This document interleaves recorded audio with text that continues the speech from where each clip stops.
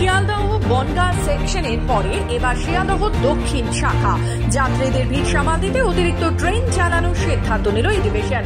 Rail সূত্রে খবর, প্রতিদিন প্রচুর যাত্রী যাতায়াত করেন সোনারপুর, বালিগঞ্জ ও ডায়মন্ড হারবারের মধ্যে, তাই 3টি নতুন EMU এই রুটগুলিতে চালানো হবে। সময়সূচি ও ইতিমধ্যে নির্ধারণ করা হয়েছে রেলের তরফে।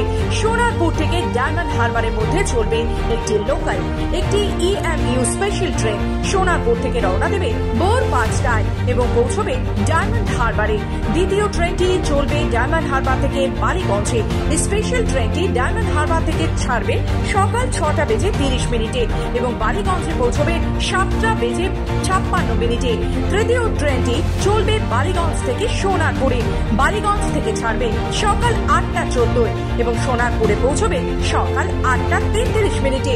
এই 3টে নতুন ট্রেনের পাশাপাশি সময় বদল হচ্ছে একটি পুরনো লোকাল ট্রেনের ক্ষেত্রেও। 34882 নম্বরে সোনারপুর ডায়মন্ড হারবার লোকাল ট্রেনটি এবার 4:40 ছাড়বে, যেখানে আগে ছাড়তো 4:50। পৌঁছবে ডায়মন্ড হারবার সকাল 5টা 45, আগে পৌঁছতো 5টা 55-তে।